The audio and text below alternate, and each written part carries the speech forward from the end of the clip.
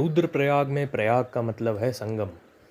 रुद्रप्रयाग में दो नदियाँ मिलती हैं, मंदाकिनी और अलकनंदा। मंदाकिनी जो केदारनाथ से आती है और अलकनंदा जो बद्रीनाथ से आती है, यह दोनों नदियाँ यहाँ पर मिलती हैं। और यहाँ से आगे इन दोनों नदियों के मिलन को सभी हिंदू गंगा माई के नाम से जानते हैं और शेष दुनिया इसे गैंगीज़ यानी गंगा नदी के नाम से जानती है। जब कोई जानवर, चाहे वह तेंदुआ हो या बाघ, नरभक्षी बन जाता है तो उसे स्थान नाम दिया जाता है ताकि उसकी पहचान करी जा सके।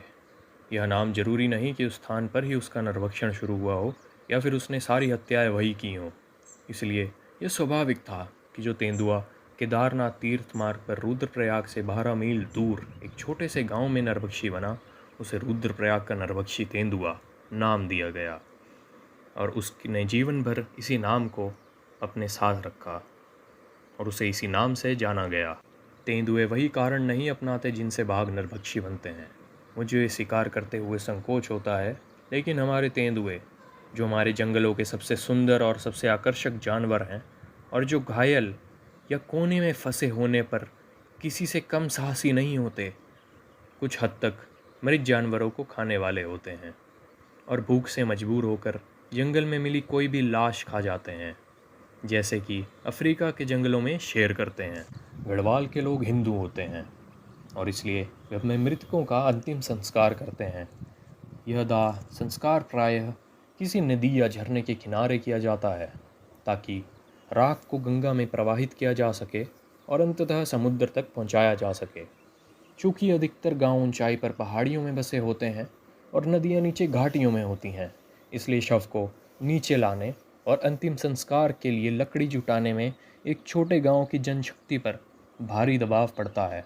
सामान्य समय में ये संस्कार ठीक से किए जाते हैं, लेकिन जब किसी महामारी के दौरान लोग इतनी तेज़ी से मरने लगते हैं कि उनका अंतिम संस्कार भी समय पर नहीं हो पाए, तब एक बहुत ही सरल विधि अपनाई जाती है, जिसमें मृतक के मुंह में एक जलता हुआ कोयला डाला जाता है और फिर शव को पहाड़ी किनारे से नीचे घाटी में फेंक दिया जाता है। ऐसे क्षेत्र में जहाँ तेंदुए को उसका प्राकृतिक भोजन नहीं मिल रहा हो, अगर उसे इन शवों की आदत लग जाए तो वह बहुत जल्द मानव मांस का स्वाद पसंद करने लगता है। और जब महामारी समाप्त हो जाती है और स्थितियाँ सामान्य हो जाती हैं, तब वह तेंदुआ, जिसकी भोजन आपूर्ति बंद हो चुकी होती है, इंसानों को मारने लगता है। 1918 में जो महामारी फैली थी, उसने पूरे भारत में 10 लाख से अधिक लोगों की जान ली थी और गढ़वाल क्षेत्र में भी इससे गंभीर रूप से प्रभाव पड़ा था। इसी महामारी के अंत में गढ़वाल का यह नरभक्षी तेंदुआ पहली बार सामने आया।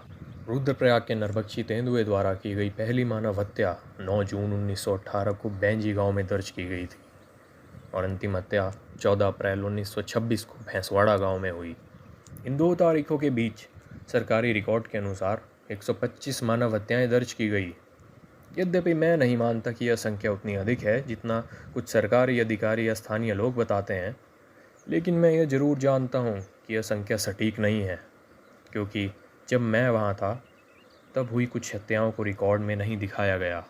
इसलिए तेंदुए को जितनी हत्याओं का श्रेय दिया गया, वह उससे अधिक लोगों को मार चुका था। मैं यहाँ गढ़वाल के लोगों की पीड़ा को कमतर नहीं आंक सकता, जिन्होंने 8 वर्षों तक इस भय से जीवन बिताया, और ना ही मैं उस जानवर की ख्याति को कम करना चाहता हूँ जिसे गढ़वाल के लोग अब तक का सबसे कुख्यात नरभक्षी तेंदुआ मानते हैं। हालांकि मानव हत्याओं की वास्तविक संख्या कुछ भी हो, गढ़वाल यह दावा कर सकता है कि यह तेंदुआ दुनिया का सबसे अधिक चर्चित जानवर था, क्योंकि इसे मैं United kingdom, America, Canada, south Africa, Kenya, Malaysia, Hong Kong, Australia, New Zealand और भारत में कई दैनिक और साप्ताहिक अखबारों में देख चुका हूँ। इसके अलावा हर साल केदारनाथ और बद्रीनाथ की यात्रा पर जाने वाले लगभग 60,000 तीर्थयात्रियों के माध्यम से इस तेंदुए की कहानियाँ भारत के कोने कोने तक पहुँची। सरकार द्वारा नरभक्षियों द्वारा की गई मानव हत्याओं की जांच के लिए जो प्रक्रिया तय की गई है, वह यह है कि मृतक के परिजन या मित्र घटना के तुरंत बाद पटवारी, जो कुछ गांव का प्रभारी होता है, को रिपोर्ट करें। रिपोर्ट मिलने पर पटवारी घटनास्थल पर पहुंचता है और यदि शव नहीं मिलता तो खोज दल बनाकर उसकी तलाश करता है। यदि शव मिल जाए या फिर खोज में मिल जाए तो पटवारी वहाँ जांच करता है। अगर वह संतुष्ट हो जाता है कि यह हत्या वास्तव में किसी नरभक्षी जानवर ने नहीं की है, ना ही किसी इंसान ने की है, तो वह शव को संस्कार हेतु ले जाने की अनुमति देता है, जिसे मृतक की जाति या धर्म अनुसार हो, और अपने रजिस्टर में घटना दर्ज करता है। साथ ही पूरी रिपोर्ट जिले के प्रशासक, उपायुक्त को भेजता है, जो कि सभी नरभक्षी हत्याओं का रिकॉर्ड रखते हैं। लेकिन यदि शव नहीं मिला हो या कोई हिस्सा नहीं मिला हो, क्योंकि कई बार नरभक्षी अपने शिकार को दूर ले जाते हैं, तो उस केस की जांच की जाती है और तेंदुए को उस हत्या का श्रेय नहीं मिलता।